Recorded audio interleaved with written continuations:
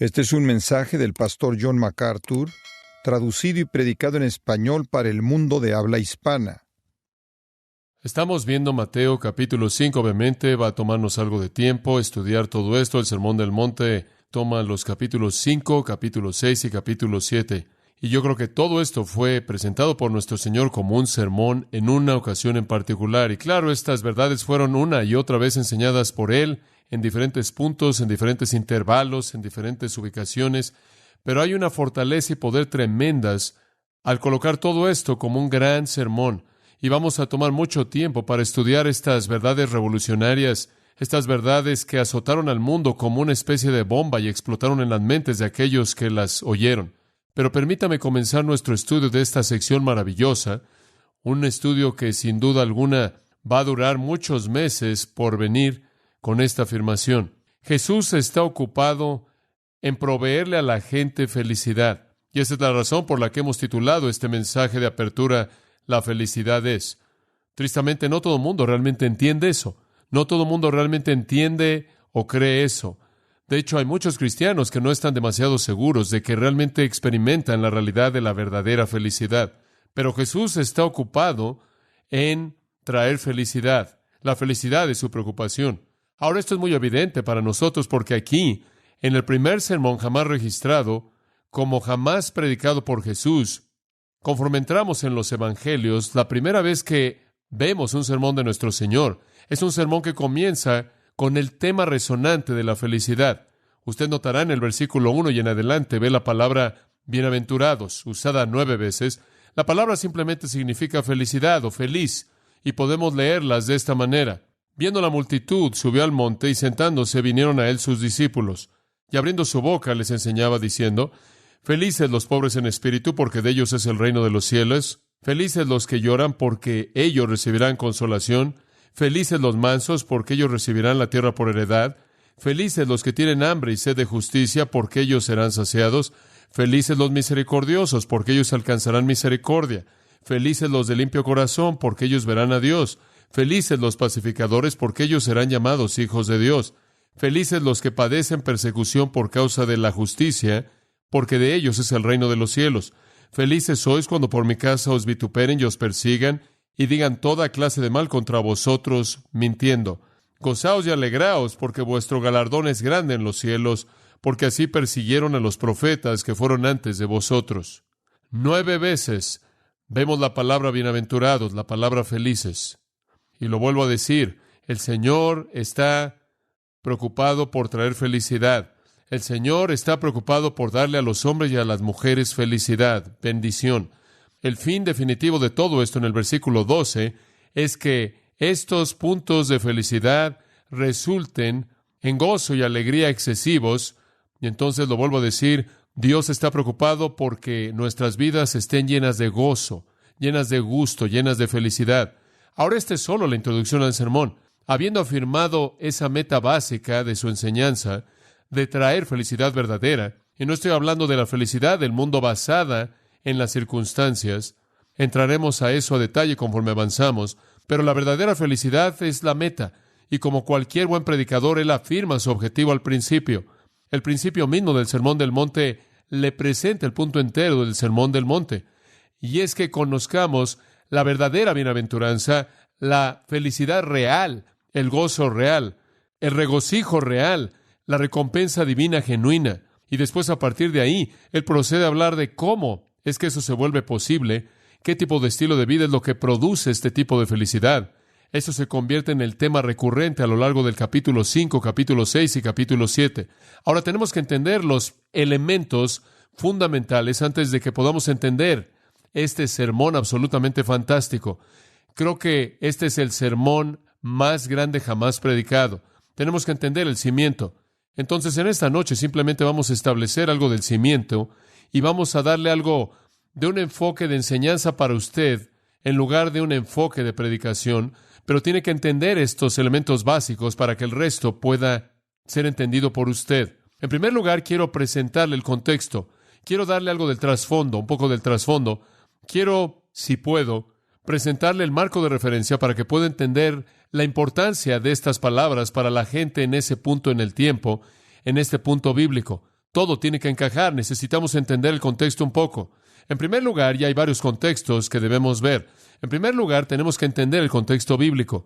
Con esto quiero decir un trasfondo bíblico. ¿En dónde estamos en la Biblia? ¿En dónde estamos en el flujo de la revelación de Dios? ¿En dónde estamos en el plan de Dios de revelar su verdad al hombre? Bueno, este es un punto nuevo. Este es un cambio dramático y esta es una transformación increíble. Simplemente para mostrarle lo que quiero decir, quiero que vaya al último mensaje del Antiguo Testamento. El último mensaje está en Malaquías 4:6.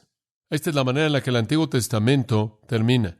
Esto es lo que dice Malaquías, el último libro y el último versículo del último capítulo. Y Él volverá el corazón de los padres a los hijos, y el corazón de los hijos a sus padres. Ahora escucha esto. No sea que venga y azote la tierra con una maldición. Qué interesante. El Antiguo Testamento termina con una maldición. El Nuevo Testamento comienza con una bendición. Ahora, ese es un cambio dramático. Las últimas palabras del hombre de Dios, una maldición. Esas son las últimas palabras, una maldición. Las primeras palabras del hombre de Dios, el Cristo viviente, bienaventurados. Bienaventurados, bendición y maldición. El Antiguo Testamento, la ley, Sinaí, relámpago, truenos, juicio, maldición. El Nuevo Testamento, Sión, gracia, paz, bendición. Un cambio dramático. La palabra bienaventurados, Macarios, de hecho, ese es un nombre común para la gente que es griega. Quizás se acordará del obispo Macarios de la iglesia griega ortodoxa. Macarios es un adjetivo que básicamente significa feliz. Eso es realmente lo que significa. Pero quiero expander eso un poco más para que pueda entender la importancia de este nuevo mensaje. La palabra básicamente viene de una raíz, macar. Esa raíz significa estar feliz, felicidad real, no en el sentido del mundo de felicidad basada en la circunstancia positiva. Tanto Homero como Hesíodo hablaron de los dioses griegos como estando... Ahora escuche esto, porque este es un punto muy importante. Hablaron de que los dioses griegos eran bienaventurados en sí mismos y dijeron que era un estado no afectado por el mundo de los hombres, que estaban sujetos a la pobreza, debilidad y muerte. En otras palabras, el concepto antiguo griego de Macar y Macarios es la idea de un tipo de felicidad y un tipo de bienaventuranza, y un tipo de satisfacción, y un tipo de bendición que no es afectada por las circunstancias. Eso es realmente lo que estaban diciendo. La palabra entonces tiene la idea de una bendición interna, de una felicidad interna, que ni es el resultado de la circunstancia, ni está sujeta al cambio en base a las circunstancias. Este es el significado básico del Nuevo Testamento de bienaventurado. Significa una paz interna, una bendición interna, una felicidad interna, un gozo interno que no es producido por las circunstancias ni es afectado por las circunstancias. Es un estado de felicidad, un estado de bienestar en el cual Dios desea que sus hijos vivan. Ahora, permítame profundizar un poco más. Es una palabra que indica virtud. Es una palabra que habla de virtud. Toca al hombre en su base misma de existencia. Es una palabra que habla de virtud. Y la razón por la que digo eso es porque es usada para describir a Dios. Por ejemplo, encontramos muchas veces en la Biblia la afirmación, bendito sea Dios. Por ejemplo, el Salmo 68:35 dice eso. Bendito, bienaventurado sea Dios. Salmo 72:18 dice, bendito sea Jehová Dios. Salmo 119:12 dice, bendito eres tú, oh Jehová. 1 Timoteo capítulo 1, versículo 11 dice, el Dios bendito. En otras palabras, ahora escucha esto, lo que este estado sea, es verdadero de Dios. ¿Entiende lo que estoy diciendo? Sea lo que sea, es verdadero de Dios. Sea lo que sea, ser bienaventurado y bendito es verdad acerca de Dios. Ahora, debido a que esta palabra es usada de Dios, y por cierto, también es usada de nuestro Señor Jesucristo, en 1 Timoteo 6:15 dice, el Señor Jesucristo, quien es el bienaventurado y solo potentado, el Rey de reyes y Señor de señores. Entonces, esta bienaventuranza es una virtud que es característico de Dios, un aspecto característico que es real acerca de Dios y de Cristo. Ahora esto demanda que profundicemos más. Si lo que es esta bienaventuranza, es el caso, es verdadero de Dios y es verdadero de Cristo. Ahora escucha esto. Entonces las únicas personas que jamás la experimentarán son aquellas que participan de Dios y participan de Cristo. Muy bien, no hay bienaventuranza fuera de eso. Pero Pedro nos dice en 2 de Pedro 1:4 que aquellos de nosotros que creemos en el Señor Jesucristo, escucha esto, somos participantes de la naturaleza divina, ¿verdad? Somos participantes de la naturaleza divina. La ventaja de eso, como se aplica aquí, es que podemos conocer la misma bienaventuranza, el mismo estado interno de satisfacción, la misma felicidad interna dentro de nosotros que es conocida por Dios y el Señor Jesucristo mismos. Qué cosa tan maravillosa es reconocer esto, entender esto. Macarios, entonces, es fundamentalmente un elemento de la esencia de Dios, y el hombre solo conocerá ese elemento si es participante de la naturaleza divina. Entonces, escuche, desde el principio es establecido, el Sermón del Monte no tiene nada que decir y nada que ofrecerle a alguien fuera de la fe en Jesucristo. Eso es elemental. Pero para aquellos de nosotros que conocemos y amamos al Señor Jesucristo, para aquellos de nosotros quienes por la fe en Cristo nos hemos convertido en participantes de la naturaleza divina, la misma bendición, la misma satisfacción, la misma felicidad, el mismo sentido de bienaventuranza, que es conocido por Dios de sí mismo y Cristo de sí mismo, puede ser conocido por nosotros de nosotros mismos. Es un pensamiento tremendo.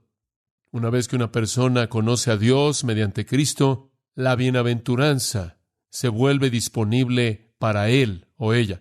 Entonces, para comenzar, escuche esto, que cuando hablamos de felicidad o cuando hablamos de bienaventuranza, es en un contexto bíblico y no está hablando de una actitud superficial basada en las circunstancias, está hablando acerca de una actitud interna basada en la morada misma de la naturaleza de Dios mismo. Entonces vemos que esto es algo tremendo que Dios está diciendo, que mientras que el antiguo pacto termina con una maldición, el nuevo comienza con el potencial de que la naturaleza misma de Dios mora en el creyente de tal manera que haya una bienaventuranza que solo es verdadera de Dios mismo. No sé si usted entiende eso. Esto es algo totalmente asombroso, que usted y yo podamos ser participantes de la naturaleza divina como para conocer la bendición misma que el Dios eterno conoce en su propia mente. Ese es el tipo de satisfacción que Dios quiere para nosotros. El Antiguo Testamento es el libro de Adán, y Adán es su historia y la historia del Antiguo Testamento. Es una historia algo triste. El primer rey en la tierra fue Adán, y fue dicho por Dios a Adán que él tenía dominio sobre la tierra. Él fue el primer monarca, pero él cayó, y desde que él cayó, el Antiguo Testamento tuvo que terminar. Y debido a que él cayó, el Antiguo Testamento tuvo que terminar con una maldición. Pero en el Nuevo Testamento hay un nuevo rey, y esa es la razón por la que Mateo comienza el Nuevo Testamento, porque él es el que presenta al rey. El rey es presentado inmediatamente. El último Adán, el postrer Adán, el segundo Adán, el que es mayor que Adán, y él es un rey quien no cae. El primer rey cayó y dejó una maldición. El segundo rey reina y deja una bendición. Un escritor lo dijo de esta manera: el primer Adán fue probado en un huerto hermoso y fracasó. El postrer Adán fue probado en un desierto peligroso y tuvo éxito. Debido a que el primer Adán fue un ladrón, él fue expulsado del paraíso, pero el postrer Adán convirtió a un ladrón en una cruz y dijo: hoy estarás conmigo en el paraíso. El libro de las generaciones del primer Adán termina con una maldición. El libro de las generaciones de Jesucristo termina con una promesa: no habrá más maldición. Así termina Apocalipsis. Entonces el Antiguo Testamento nos dio una ley para mostrar al hombre en su miseria, y el Nuevo Testamento nos da vida para mostrar al hombre en su bendición. Gran diferencia. Entonces Mateo nos presenta de manera inmediata, como hemos estado estudiando en nuestro estudio, nos presenta de manera inmediata al nuevo rey, ¿no es cierto? Es una nueva realidad fantástica que amanece en la historia humana. Hay un nuevo rey, hay uno que puede revertir la maldición terrible de Adán.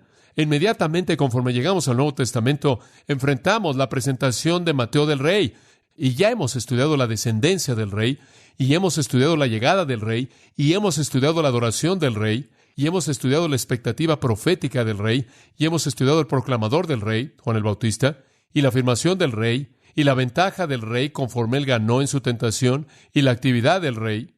Y ahora llegamos al discurso del rey, el manifiesto del monarca mismo. Y el Sermón del Monte Es la afirmación grandiosa del Rey conforme abre su boca y pronuncia bendición en lugar de maldición a aquellos que la desean. Ese es el contexto bíblico general en el que este sermón es presentado. Una nueva época, un nuevo Rey, un nuevo mensaje. Pero también está el hecho de que conforme usted estudia las bienaventuranzas, conforme este mensaje bendito es dado, parece algo paradójico. Y Mateo está presentando un reino que realmente no encaja con lo que la mayoría de la gente habría esperado. Como puede ver, la felicidad como Mateo la bosqueja aquí en las palabras de Jesús no es exactamente la manera en la que el mundo lo entendería. De hecho, dice que las personas felices son los pobres en espíritu, los que lloran, los mansos, los que tienen hambre y sed, los misericordiosos, los puros en corazón, los pacificadores, los perseguidos, los calumniados. Ahora usted dice, espera un momento, no estoy seguro de que yo quiero ese tipo de felicidad. Se oye como miseria con otro nombre. Debes estar bromeando. Bueno, ese es el punto. Hay una paradoja. Porque a lo largo de esto, en conexión con la felicidad está la miseria. Y voy a decirlo en este punto y usted lo va a ver conforme avanzamos. La miseria es la clave para la felicidad. Dice usted, ahora espera un momento, ¿la miseria es la clave de la felicidad? Es correcto. Veremos eso conforme avanzamos a detalle. Pero para la mayoría de la gente, todo esto parece totalmente absurdo. Un escritor dijo esto, es como si Jesús se metió al mostrador de la vida y cambió todos los precios. Está al revés. ¿Qué quieres decir, que la felicidad sale de la miseria? ¿Qué estás diciendo? ¿Por qué dice, hombre, mira, la felicidad es... Tenemos libros de eso, la felicidad es esto y esto y aquello. Usted sabe, trabajamos mucho en eso. La felicidad es el que busca lo que quiere, que aplasta a todo mundo. Y el hombre que tiene lo que quiere, cuando quiere, donde quiere, como lo quiere, eso es la felicidad. La felicidad es el macho. La felicidad es hacer lo que usted quiere. La felicidad es disfrutar de la vida al máximo. Eso es felicidad. La felicidad es adquirir las cosas del mundo. Felices los ricos, y felices los nobles, y felices los famosos, y felices son los populares. Pero no es así. El mensaje de este rey realmente no encaja con el retrato.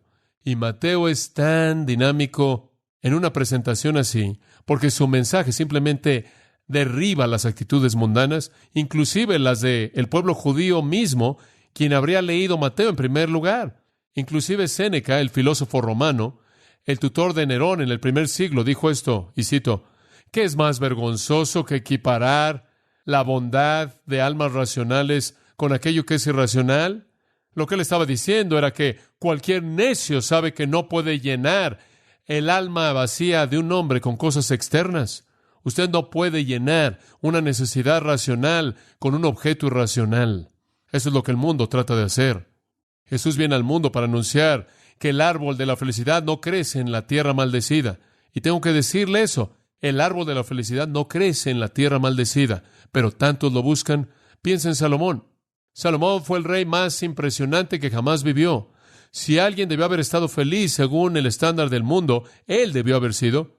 Él tenía nobleza. Escuche, su descendencia era la línea real de David, mediante la cual el Mesías vendría, el linaje más noble y real en la historia del mundo. No hubo con mayor nobleza que Salomón. Su palacio era lo mejor en la tierra y estaba ubicado en la ciudad de Dios, la ciudad de Jerusalén. Su riqueza era tan incontable y su tesoro tan vasto que el Antiguo Testamento dice que la plata era tan común como las rocas.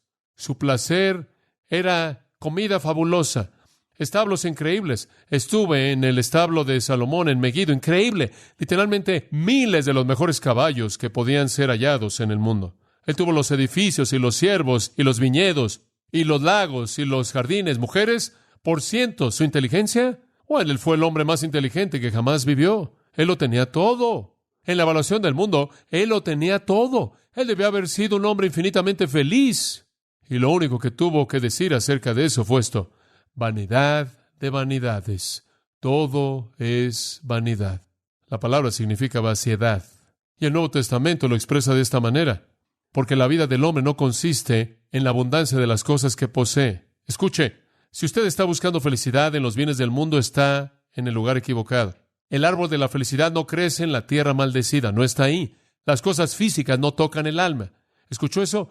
Es un punto simple, pero quiero que lo piense. Las cosas físicas no tocan el alma. Usted no puede satisfacer una necesidad espiritual con una sustancia física. No puede ser hecho, pero la gente trata de hacerlo. ¿Sabe una cosa? Digo, si realmente es miserable en su matrimonio, vaya y compre un auto. O si acaba de tener una discusión terrible con su esposa, vaya a comprar un traje nuevo. Se va a sentir mejor. Usted no puede llenar una necesidad espiritual con una sustancia física. Eso es necio. Tampoco puede hacer lo opuesto. Cuando usted tiene hambre, no quiere escuchar acerca de la gracia. Usted quiere cenar. Y cuando usted está en el desierto y está muriéndose de sed, no quiere que alguien le hable de la misericordia maravillosa de Dios, quiere agua. Usted no puede satisfacer una necesidad física con una sustancia espiritual. Es tan ridículo pensar que puede satisfacer una necesidad espiritual con una sustancia física. No puede ser hecho. Las cosas que no pueden calmar el corazón en una tormenta no pueden proveer ningún tipo de bienaventuranza. Usted no puede derramar aceite en un espíritu herido. Pienso en Saúl cuando estaba afligido. Todas las joyas en su corona no podían hacer nada por confortarlo. Pienso en el rey Belsasar en el libro de Daniel. Él estaba bebiendo y viviendo y estaban allí en una fiesta como pocas en la historia de cualquier nación. Y de pronto, mientras que estuvo ahí en Daniel 5:3, dice que estaba bebiendo vino en los utensilios de oro del templo y la copa de todo el mundo era de oro y estaban disfrutando. Y después una figura de la mano de un hombre apareció en la pared y escribió Mene, Mene, Tekel, Upharsin. Pesado has sido en las balanzas y has quedado corto. Y de pronto la Biblia dice que su semblante cambió. ¿Y sabe lo que pasó? El vino se agrió y el alimento fue como roca en su estómago. Uno de los grandes santos puritanos, quien ha escrito cosas maravillosas que realmente tocan el corazón de cualquier persona, quien estudia la Biblia, es un hombre llamado Thomas Watson. Y Thomas Watson escribió esto: las cosas del mundo no van a mantener en calma al afligido de espíritu, así como un pedazo de papel va a detener una bala. Los deleites mundanos tienen alas, dice él, pueden ser comparados como aves que están en el jardín que se quedan por un tiempo, pero cuando se acerca usted a ellos, vuelan. Así las riquezas se harán alas y volarán como un águila. Proverbios 23:5 dice, son como el meteoro que pasa rápidamente, pero pasa y se aniquila a sí mismo. Son como un castillo de nieve que está ahí bajo los rayos intensos del sol. Las cosas externas ayudan más a afligir el alma que a bendecirla. Eclesiastés 5:3 dice, las riquezas son guardadas para el mal de sus dueños. ¿Escuchó eso? Las riquezas son guardadas para el mal de sus dueños. No hay satisfacción en lo que el mundo ofrece. Y cuando Jesús vino al mundo, escúcheme, Él no estaba ofreciendo las cosas del mundo. Y hay algunas personas que se presentan en la actualidad como cristianos que están ofreciendo las cosas del mundo. Están ofreciendo prosperidad financiera, dinero, éxito. Jesús nunca ofreció eso. Eso nunca está en el Sermón del Monte. Lo opuesto está aquí.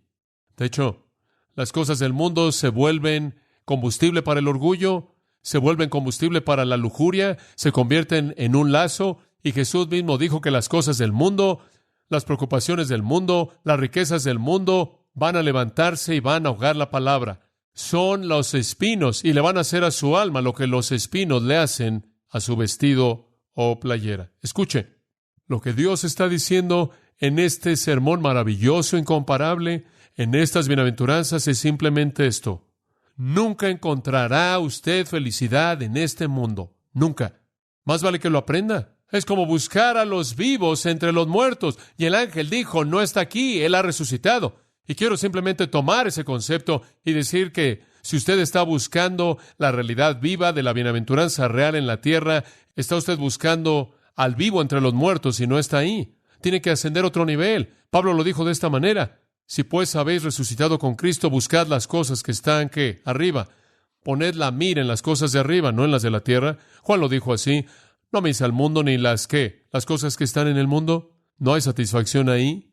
La felicidad no está ahí. La bienaventuranza no está en la tierra maldecida, está en otro nivel. Y el sermón del monte lo va a llevar a ese nivel. ¿Está listo? Lo va a sacar del mundo. Va a ir en contra de todo lo que oye por parte del vendedor. Va a ir en contra de todo lo que ve en los espectaculares, todo lo que lee en las revistas. Le va a dar un estándar totalmente diferente de la vida, totalmente opuesto a lo que el mundo le dice. Entonces, realmente va a tener dificultades en vivir si usted no lo aprende bien, porque va a ser bombardeado por toda persona que viene del sistema del mundo. Ahora, permítame llevarlo a otro pensamiento del contexto. Hay un contexto político aquí que también es simplemente fantástico. Los judíos estaban esperando un Mesías. Nada más que su definición de un Mesías era un gobernante político, ¿verdad? Estaban esperando que alguien viniera, usted sabe, que entrara en Jerusalén en un caballo blanco y aplastara a los romanos y todos cayeran muertos, y él guiara una revolución grande, infinitamente más allá de lo que jamás habían oído, inclusive más allá de la de Judas Macabeos y sus hijos, como cuando habían derrocado a Grecia temporalmente. Hombre, esperaban realmente un remolino de acontecimientos cuando el Mesías llegara. Estaban esperando cosas políticas, trataron de hacer de Jesús a un rey ahí en Galilea cuando él comenzó su ministerio por primera vez, Juan nos dice, porque vieron un estado de beneficencia social. Él alimentó a las 20,000 personas y se aparecieron en la mañana siguiente para recibir un desayuno gratuito. Pensaban que era lo más maravilloso que jamás habían visto. Este hombre iba a alimentarlos. Iba a haber un bienestar constante. Nunca tendrían que volver a trabajar. Él simplemente hacía alimento. Estaban viendo lo político en esto. Estaban viendo cómo esto podía satisfacer su humanidad. Y el Señor pasó por en medio y los dejó y no quería ser ese tipo de rey. Escuche, los judíos estaban esperando un reino político, pero Jesús nunca les ofreció uno. Él vio a Pilato ese día cuando estaba en medio de la burla de un juicio, y Pilato le dijo, ¿eres un rey? Y Jesús le dijo, tú lo has dicho. Y Pilato, de hecho, dijo, bueno, ¿qué tipo de reino eres tú? Él dijo, te voy a decir una cosa, mi reino no es ¿qué? De este mundo. Mi reino, si fuera de este mundo, pelearían mis soldados, mis discípulos, pero mi reino no es de este mundo. Jesús nunca se enfocó en la política. Él no estaba tan preocupado con cambiar la estructura como lo estaba en el interior. Y esto es lo que dice en su primer sermón. No hay política en el Sermón del Monte en absoluto. No hay una referencia al aspecto social o político del reino aquí, ni una. Los judíos estaban tan preocupados por la política y la vida social. Jesús no hace referencia a eso en absoluto. El énfasis, quiero que entienda esto, el énfasis está en ser. Esa es la palabra que usted debe ver. El énfasis está en ser, no en gobernar o poseer, sino en ser. En otras palabras, Él no busca lo que los hombres hacen, Él busca lo que los hombres son, porque lo que son va a determinar lo que hacen. Todos los ideales que son dados en el Sermón del Monte son opuestos a las ideas humanas acerca del gobierno, ideas humanas acerca de reinos. De hecho, las personas más exaltadas en el reino de Cristo serían las más bajas de lo bajo en la evaluación del mundo. ¿Sabe usted quién fue el hombre más grande que jamás vivió hasta este entonces? ¿Quién fue? Juan el Bautista. En lo que al mundo concierne, él no era nada más que un loco que andaba ahí en un traje de Tarzán modificado comiendo insectos. Y ni siquiera era parte del sistema religioso. Jesús dijo que él fue el hombre más grande que jamás había vivido. Y él procedió a decir, pero hay uno mayor que él. ¿Sabe quién es? El menor, el más pequeño en mi reino. Los pobres en espíritu, los que lloran, los mansos, los que tienen hambre y sed, que se sienten vacíos en su interior, esos que están llenos de misericordia, los que son puros de corazón, los que hacen la paz, los que son perseguidos, los que son calumniados. Eso se oye para mí como la lista más grande de perdedores que jamás he visto. Bueno, por los estándares del mundo lo son. El mundo dice, demanda tus derechos, sé prominente, busca la cúspide, aférrate a tu orgullo. Este es un tipo diferente de reino. Inclusive promueve persecución sin venganza y bendice a aquellos que viven de esa manera. Es un reino espiritual. Entonces el aspecto político de este mensaje era devastador. Era absolutamente opuesto a lo que ellos esperaban que dijera un Mesías. Ahora quiero hablar tan solo de un área más acerca del contexto religioso para que tenga usted una idea general del enfoque del Sermón del Monte. Hemos visto un poco del contexto bíblico, hemos visto un poco de la perspectiva de Mateo, algo de cómo el mundo lo vería, algo de la política de esto, pero ahora quiero que vea la escena religiosa. Realmente es fascinante. Jesús estaba confrontando a una sociedad muy religiosa, de hecho, una sociedad llena de gente religiosa. Eran ritualistas profesionales, y ese es un trasfondo importante. Permítame tan solo dividirlos en 4 grupos. Había 4 grupos primordiales dentro de la religión del judaísmo: los fariseos, los saduceos, los esenios y los celotes. Hemos hablado de ellos en otras ocasiones. En primer lugar, los fariseos. Aquí vamos. Los fariseos creían que la felicidad se encontraba en la tradición o el legalismo. Se aferraban al pasado. Mucho. Ellos creían que la felicidad real venía mediante obedecer las tradiciones de los padres. Después estaban los saduceos. Y los saduceos creían que la felicidad se encontraba en el presente, en el modernismo, en el liberalismo. No en el pasado, hombre, estamos aquí, tenemos que hacerlo así. Una religión actualizada, un liberalismo nuevo. Olvida lo pasado. Y sabe una cosa, en un sentido, ambos tenían algo de verdad. Los fariseos tenían razón. La religión verdadera tiene que estar basada en el pasado. Los saduceos tenían algo de verdad, porque la verdadera religión también tiene que operar en el presente, funcionar en la actualidad. Y después estaban los escenos. Y los escenos dijeron, no, la felicidad está en la separación del mundo. Oh, se oye bien, ¿no es cierto?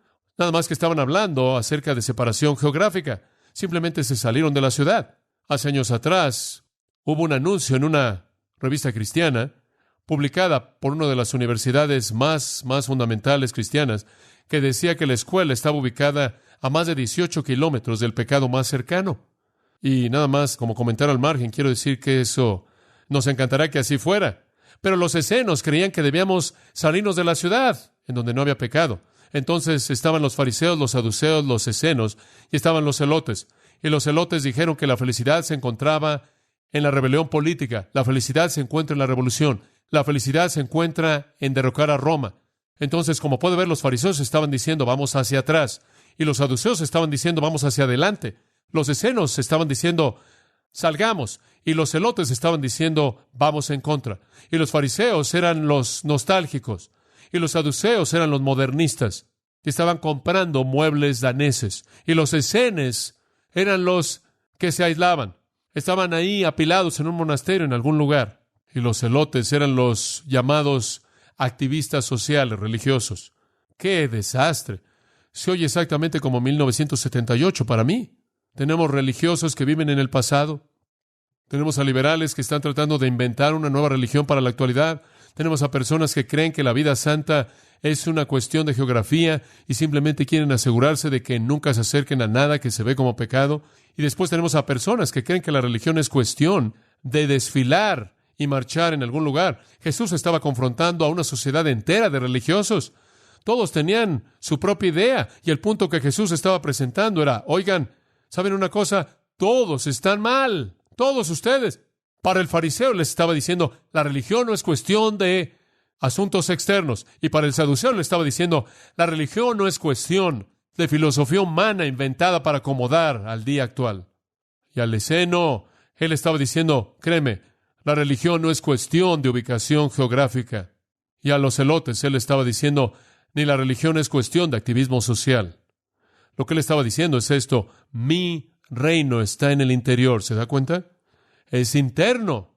Ese es el punto. Ese es el mensaje entero de Jesús al mundo. Esa es la base entera del Sermón del Monte. Está adentro, no afuera. No rituales externos, no filosofía externa, no ubicación externa, ni monasterios, ni nada de eso. No activismo exterior. Es interno. Lo que Jesús está diciendo aquí, yo creo, abre la puerta del nuevo pacto del cual Jeremías dijo, Dios escribirá su ley en sus partes internas. ¿Se da cuenta? Pasando al interior. Y entonces Jesús lo resumió al decirles, miren, los fariseos, los saduceos, los escenos, los celotes y toda persona quien era un conglomerado de todo eso o estaba en medio de estos 4 grupos, quiero decirles a todos algo. A menos de que su justicia sobrepase ese tipo de justicia, no entraréis en mi reino, ¿lo ve? A menos de que tengan más a favor de ustedes que lo externo, no tienen parte en mi reino, porque como dije antes, no hay fuente de bendición en la tierra maldecida. Está más allá de eso. Toda esa religión estaba lidiando con lo externo, y el Sermón del Monte invade el pensamiento judío con un golpe, al decirle que la bienaventuranza verdadera viene desde adentro, no de afuera. Lo mismo es el caso en la actualidad. No encuentre consuelo en el hecho usted de que tiene la teología correcta. Los liberales no pueden consolarse a sí mismos con el hecho de que tienen esta nueva teoría o que la Biblia no es la palabra de Dios, realmente la han actualizado. Hombre, son realmente contemporáneos. Están siguiendo la manera de pensar de la época. Un hombre no puede consolarse a sí mismo en el hecho de que se ha alejado del mundo y se ha mudado a un monasterio y se sienta ahí, contempla a Dios sin distracción de las cosas del mundo. Ni un hombre puede consolarse a sí mismo porque cree que es un activista social y él anda por todos lados tratando de enderezar a la sociedad. Estas no son las cosas que busca Jesús. O en últimas, todas esas cosas tienen parte de la verdad, ¿no es cierto? Necesitamos estar involucrados socialmente, y necesitamos estar apartados para Dios, y necesitamos ser actuales, y necesitamos estar basados en el pasado, pero en y por sí mismos son externos, y Dios busca lo interior. Allá atrás, en 1 Samuel 16:7, el Señor lo presentó cuando dijo: el Señor, Jehová, ve el corazón. Y Proverbios 4:23 dice: sobre toda cosa guardada, guarda tu corazón, porque de él mana la vida. Bueno, más vale que guarde su corazón, ese es el punto. Bueno, ¿sabe una cosa? Si usted se encarga de su corazón espiritual, como usted cuida de su corazón físico, será sorprendente, ¿no es cierto? La gente en la actualidad literalmente está enloqueciendo por proteger su corazón. Gente corriendo por todos lados, andando en bicicleta, corriendo arriba y abajo. Tiene que cuidar del corazón. Puede ir al centro comercial y meter su brazo en algo ahora. Mete ahí una moneda y le va a decir cómo está su corazón. ¿Alguna vez ha hecho eso? Lee su presión arterial. Hombre, cuide su corazón, guarde ese corazón. Y si usted tiene un pequeño problema, hombre, quite la grasa y el colesterol. Cuidado con los triglicéridos y demás y demás. Y sabe una cosa, la Biblia dice: más vale que guarde el corazón, que es lo que importa. Ese es el verdadero corazón. En el pensamiento hebreo, de ahí fluía todo el conocimiento de Dios, la mente. Escuche, si hiciéramos tanto para proteger nuestro corazón espiritual como lo hacemos para proteger nuestro corazón físico, estaríamos en gran forma espiritualmente. Pero algunas veces simplemente ignoramos esa área, y eso es lo que busca Jesús. En Lucas 11:39, una traducción es maravillosa en este pasaje. Escuche lo que dice. Jesús dijo: ahora tienen el hábito de limpiarlo de afuera de sus tazas y platos, pero por dentro están llenos de avaricia y impiedad, necios. ¿Acaso el que hizo lo de afuera no hizo también lo de adentro? Dedíquense de una vez por todas a su persona interior para que todo lo demás sea limpio. ¿Se da cuenta? Ese fue el mensaje de Jesús. Ese es el corazón del Sermón del Monte. Ahora, en base a ese contexto y al panorama que acabamos de ver, quiero que es importante que estudie esto. ¿Se da cuenta? Realmente importante. Creo que hay por lo menos 5 razones por las que es importante. Simplemente se las voy a dar rápidamente. Número 1, porque el Sermón del Monte le va a mostrar la necesidad absoluta del nuevo nacimiento. El Sermón del Monte le va a mostrar que usted nunca puede agradar a Dios por sí mismo, en su carne. Nunca. Y como dije al principio, las únicas personas que van a conocer la bienaventuranza son las personas que conocen que la bienaventuranza es un atributo de Dios y son participantes de la naturaleza divina, lo pueden conocer y experimentar. Escuche, el Sermón del Monte para mí va mucho más allá de la ley de Moisés al mostrarnos la necesidad de salvación. Usted no puede vivir un día en una condición bienaventurada, fuera del nuevo nacimiento en Jesucristo. Es lo más grandioso en el Nuevo Testamento para mostrarle al hombre la situación desesperada en la que está sin Dios. Lo segundo, creo que debemos estudiar el Sermón del Monte, no solo porque muestra la necesidad absoluta del nuevo nacimiento, sino porque apunta de manera clara a Jesucristo. Quizás es la verdad más grande que nos ayuda a entender la mente de nuestro Señor Jesucristo. ¿Quieres saber cómo piensa Él? Estudie su sermón. ¿Quieres saber cómo palpita su corazón? Estudie su sermón. ¿Quieres saber lo que Él realmente piensa acerca de la vida y los estándares para la vida? Estudie el sermón. En tercer lugar, debemos estudiar el Sermón del Monte porque es la única manera de encontrar la felicidad para los cristianos. Si quiere ser feliz, si quiere estar realmente lleno del Espíritu, no debe estar buscando alguna experiencia mística, no debe estar buscando algún tipo de sueño que no pueda alcanzar, no debe estar asistiendo a reunión tras reunión para tratar de encontrarlo en el aire. Si quiere conocer la felicidad y la bienaventuranza y el gozo, entonces simplemente estudie el Sermón del Monte y practíquelo. Y añadiré otra cosa, creo que debemos estudiarlo porque es el mejor medio que conozco de evangelismo. Dice usted, ¿qué quieres decir evangelismo? Le voy a decir esto. Si vivimos el Sermón del Monte, vamos a voltear al mundo de cabeza. Es la herramienta más grande de evangelismo que hay, vivir este tipo de vida. Y después, finalmente, debemos estudiar el Sermón del Monte y vivirlo porque agrada a Dios. Y sabe una cosa, ese es un privilegio. Que John MacArthur pecaminoso, simplemente yo, como Pablo estaba cantando, simplemente yo pudiera agradar a Dios. ¡Qué pensamiento tan increíble! Suficientes razones como para estudiar el Sermón del Monte. Suficientes razones como para entregarnos a Él. Permítame terminar conforme concluimos los primeros 2 versículos para dar un paso más hacia adelante. La ocasión, ya hemos visto el contexto, simplemente quiero compartir otros puntos de manera breve. La ocasión, versículo 1, viendo las multitudes. Vamos a detenernos ahí. A Jesús siempre le preocuparon las multitudes. ¿Y sabe qué dice en Mateo 9:36, Mateo 14:14 y Mateo 15:32? Que cuando Él vio las multitudes, Él tuvo ¿qué? Compasión. Jesús vio a esa multitud de personas.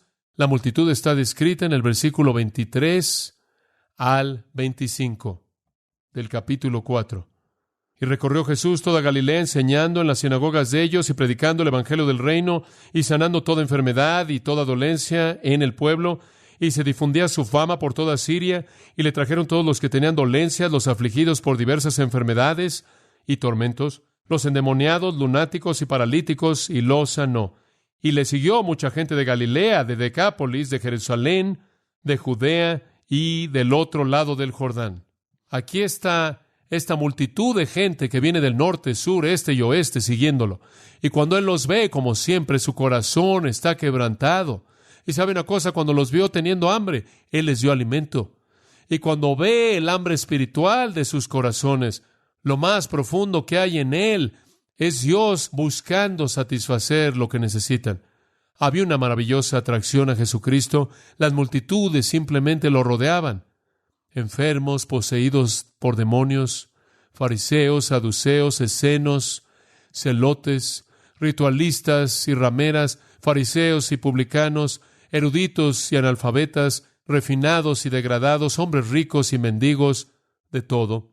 Pero Jesús siempre es el que atrae a los hombres, y hay algo único, atractivo en Jesucristo, que no conoce nada de clase, no conoce nada de dinero, y creo que se resume de manera tan hermosa en las palabras del apóstol Pablo cuando dijo que en Jesucristo no hay varón ni mujer, judío ni gentil, esclavo ni libre, ni griegos ni bárbaros. Entonces hubo un enfoque general hacia Cristo por parte de la multitud. Y viendo la multitud, subió al monte y habló. Y añadiría esto, su mensaje ni siquiera realmente fue para ellos, pero Él quería que lo oyeran. No podían vivirlo. No podían conocer esta bienaventuranza, pero por lo menos podían saber que estaba disponible. Y entonces fueron la audiencia secundaria, pero fueron lo que motivó el mensaje, porque Él quería que lo oyeran y se vieran atraídos a Él. Entonces vemos el contexto y la ocasión, y después una palabra acerca del predicador. ¿Quién es el predicador? Subió al monte, y sentándose vinieron a Él sus discípulos, y abriendo su boca les enseñaba, diciendo: el predicador más grande que jamás vivió, Él es el predicador, de quien dijeron que nunca antes jamás hombre ha hablado como Él, o de quien dijeron, hablaba como uno que tenía autoridad y no como los escribas y fariseos. ¿Sabe lo que quisieron decir con eso? No citó a ninguna fuente, no citó a ningún rabino antiguo. Él habló como si tuviera autoridad propia, de quien la mujer de Samaria dijo, venid y ved a un hombre quien me dijo todas las cosas que he hecho. ¡Oh, qué predicador! Este sermón es una de las ilustraciones más grandes de homilética que jamás he visto. Tiene 3 puntos. No puede haber una mejor homilética que esa. Una introducción fantástica, la introducción, y después el primer punto, los ciudadanos del reino, y después el segundo punto, la justicia del reino, y después el tercer punto, la exhortación a entrar al reino, y después en la última parte del capítulo 7, el efecto que tuvo el sermón. Es homilético, fluye de manera hermosa, pasa de una cosa a la otra, las transiciones son magníficas. El predicador maestro tuvo estructura, tuvo poder, tuvo comisión divina. A uno de los profetas del Antiguo Testamento Dios le había dicho, haré que tu lengua se pegue a tu boca, tú serás el mudo y no lo reprenderás. Ezequiel capítulo 3, pero más tarde Dios regresó a ese mismo profeta en el capítulo 33 y le dijo, ahora la mano de Jehová estaba sobre mí en la tarde, mi boca fue abierta y ya no estaba mudo, y la palabra de Jehová vino a mí. Y sabe una cosa, nuestro Señor Jesucristo, con todo el poder que tenía, con todo el intelecto que solo Dios pudo haber desarrollado, presentó un sermón como ningún otro sermón. Sin embargo, refrenó su boca hasta que la voluntad y tiempos soberanos de Dios la abrieron. Él no solo tenía poder en la estructura, sino una comisión divina. El contexto lo ocasiona el predicador. El momento, observe de nuevo el versículo 1. Fue un monte. Él encontró un púlpito. Y por cierto, es hermoso señalar que el griego añade el monte. El monte. ¿Qué monte? Oh, ningún monte en particular. Como Jerry dijo, simplemente es una colina que está ahí en la costa norte, ahí del mar de Galilea, que entra al agua, hermosa, verde, alumbrada por el sol. Uno de los escenarios más magníficos que jamás ha visto en su vida, el sentarse ahí, en el monte en donde Jesús dio este tremendo sermón, y simplemente ver las aguas del mar de Galilea, rodeado por los montes gentiles de Galilea a la derecha y las cumbres hermosas a la izquierda, y donde comienza el río Jordán ascendiendo ahí por el valle del Jordán, hasta que finalmente llega al mar Muerto, a la derecha, y ahí por los montes al oeste del valle de Sarón, y después al Mediterráneo. Y después en ese pequeño monte se sentó Jesús y habló. Y no era nada más que un monte, pero el griego dice el monte. Y no es el monte debido a lo que el monte es, sino por lo que el monte se volvió. No era el monte hasta que él dio este sermón y después fue el monte. Fue el monte cuando Mateo lo escribió. Y era el monte porque ahí es donde Jesús enseñó. Él lo hizo el monte. Él tenía una manera de santificar la insignificancia misma del lugar y lo apartó como el monte. Y a lo largo de todos los cientos de años desde ese entonces, los cristianos siempre han recordado dónde estaba ese monte. Es simplemente un pequeño monte, pero es el monte. ¿Por qué? Él lo hizo el monte. ¿Y el estilo? ¿Qué hay del estilo? No solo el contexto, la ocasión, el predicador, el momento, sino el estilo. Él se sentó y sentándose abrió su boca y les enseñaba diciendo. Él se sentó porque, como puede ver, esa era la manera tradicional en la que un rabino enseñaba. Y cuando un rabino simplemente estaba hablando y se ponía de pie y estaba caminando, era no oficial. Pero cuando él se sentaba, hombre, eso era oficial. Inclusive tenemos eso en la actualidad. Cuando un profesor recibe una tarea en una universidad, decimos que ha recibido la silla o la posición. Y a partir de esa posición él enseña. La Iglesia Católica nos dice que el Papa habla ex cátedra. ¿Sabe lo que eso quiere decir? Desde su asiento, desde su silla. Cuando un hombre se sentaba a enseñar, tenía autoridad. Eso era oficial. Y lo que Jesús estaba diciendo no era algo al azar. Fue el manifiesto oficial del rey. El manifiesto del rey. Abrió su boca. Es un coloquialismo en el griego. Un coloquialismo hermoso. Es usado de afirmaciones solemnes, dignas, serias, de peso. No es solo hablar por hablar. Esta es una enseñanza seria, de peso, digna. Y también esta frase, abriendo su boca, es usada en algunas referencias extrabíblicas para hablar de alguien que realmente comparte su corazón de manera íntima. Entonces, ser oficial fue solemne, fue serio, fue digno y fue su corazón. ¿Y quiénes fueron los destinatarios? Está ahí en el versículo 1. Vinieron a él sus discípulos. Como puede ver, ellos fueron el objetivo primordial, porque eran los únicos que podían conocer la bienaventuranza de la que él habló. Eran los únicos que podían vivir el Sermón del Monte. Eran los únicos que podían seguirlo. Eran los únicos que podían implementarlo, porque eran los únicos que eran participantes del poder mismo y la presencia de Dios en sus vidas. Solo fue posible para ellos. Y por cierto, amados, permítanme añadir esto. Solo es posible para usted conforme usted conoce a Jesucristo. Solo es posible si usted es participante de la naturaleza divina. El arzobispo Magee, ya en sus últimos años en Inglaterra, una vez dijo que era imposible conducir los asuntos de la nación inglesa en base al Sermón del Monte, porque la nación no era leal al rey. Y tenía razón. Usted no puede vivir el Sermón del Monte a menos de que usted conozca al rey.